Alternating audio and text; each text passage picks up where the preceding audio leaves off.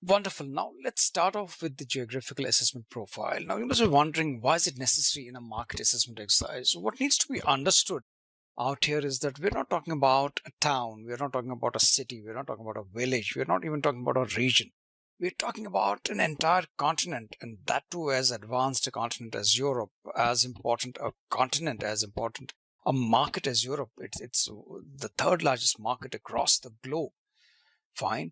It has some of the richest countries in the globe. Fine. And when you are talking about your marketing guys and we're talking about sales guys, the marketing guys are going to be going for a marketing blitzkrieg. They need to be understanding the entire continental idiosyncrasies, be it cultural, be it economic, be it socio-political, be it legal, be it technological, be it historical. They want to be knowing all this, and so do the sales guys, because the sales guys won't be selling it to industries across probably one or two countries or a particular region, say Eastern Europe or Western, Southern, Central, Northern Europe. They're going to be selling it across Europe. So it's great for these guys to really understand the territory per se, which is Europe. So that's why this geographical assessment profile is going to be happening. So I'm going to be running you through some details basis this visualization, right? As you can see for yourself, this is a largely the European continent. Most of the European Russia is not out there, even though it occupies more than 35% of the entire European land mass. Of course, in it itself, it's divided across the two continents, which is Asia and Europe. And then you have North Africa out here. We're not going to be talking about that. So this is what we're interested in. These are the countries that we're interested in. So these are just about 50 odd countries. So one of the reasons why we want to be doing it is that most people don't have any knowledge, even if they are hot, sales guys, or they are marketing mavericks and stuff like that. Yeah, they are hot shots in sales. They may not be knowing too much about the kind of a territory that they're going to be targeting. Not everybody is going to be targeting France or the United Kingdom or Germany, countries which are largely known to people, even the Nordics to some extent. I mean, ask one of your sales guys where Luxembourg is. Ask one of your sales guys where Andorra is. Ask them where Monaco is. Ask them where Bosnia and Herzegovina is. Fine. Ask them where Lithuania is. You may even ask them where Belarus is. Or where is Liechtenstein? Where is San Marino? Where is Monaco? Fine. So, in all probability, I can bet my life on it, they may not be knowing it. Ask them about cultural idiosyncrasies across this continent.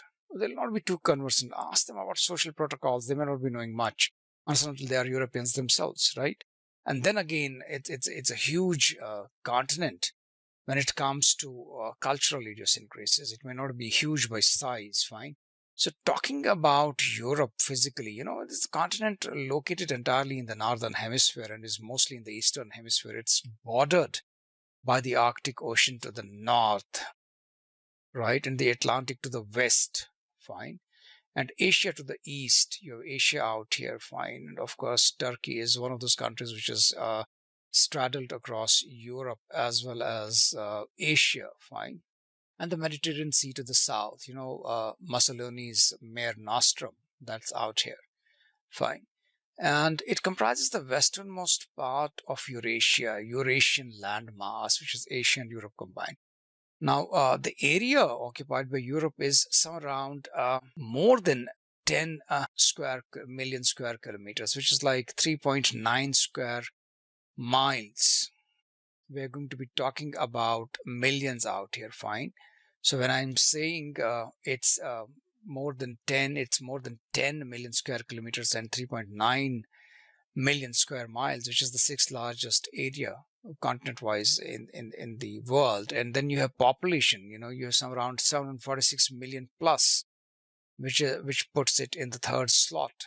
And then you have a population density, which is the second highest in the world, which is 72.9 persons per square kilometer. And then when we talk about GDP, whether it's nominal or purchase power parity driven or per capita, it hovers in rankings around the second and the third rank. So the nominal GDP is 21.79 trillion USD, which puts it in the third place, and the purchase power parity GDP is 29.01 trillion, which propels it to the second slot, fine. And then if you talk about per capita GDP, it's at 29.410 trillion, fine, which again puts it in the third slot.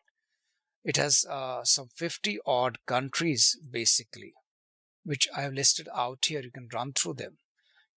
You can see the diversity of the kind of countries that it has, right from Russia to Sweden to Belarus to Austria to Latvia, Croatia, Estonia, Albania, Kosovo, Georgia, Andorra, and of course the Vatican. Fine.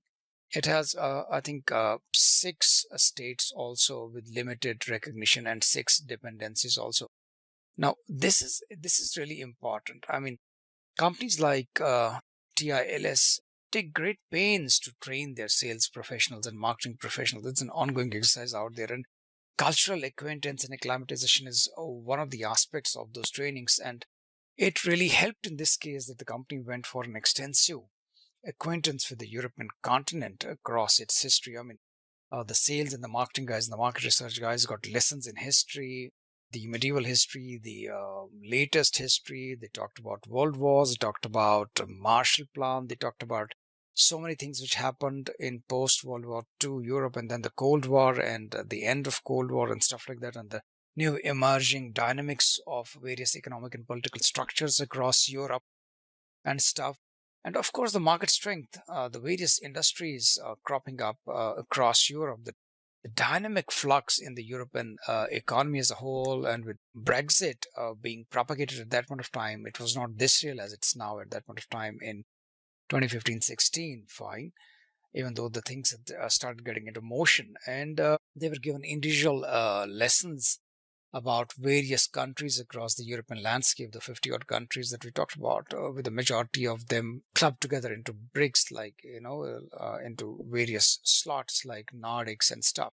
And DACH, you have Germany out there and other countries, fine. So they got to understand everything that they needed to, so that, they don't find themselves, in odd or embarrassing positions when trying to navigate these tricky waters of a multicultural scenario which is prevalent across Europe.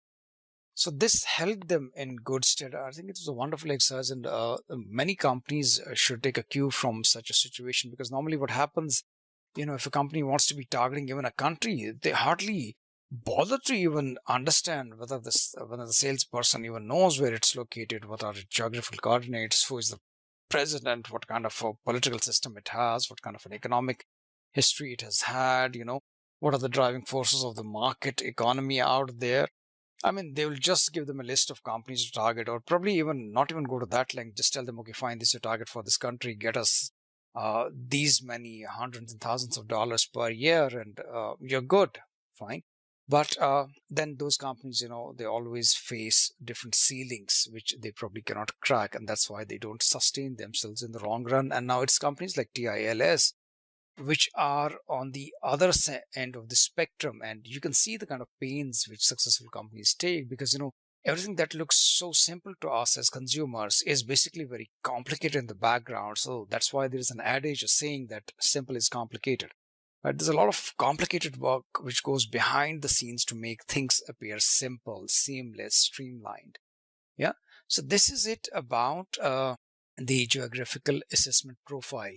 And after this, we'll be talking about the market research audit, which the company did internally to make sure that it understands its strengths and weaknesses and deficiencies, as well as opportunities that it can probably exploit when it comes to the market research capabilities of the company.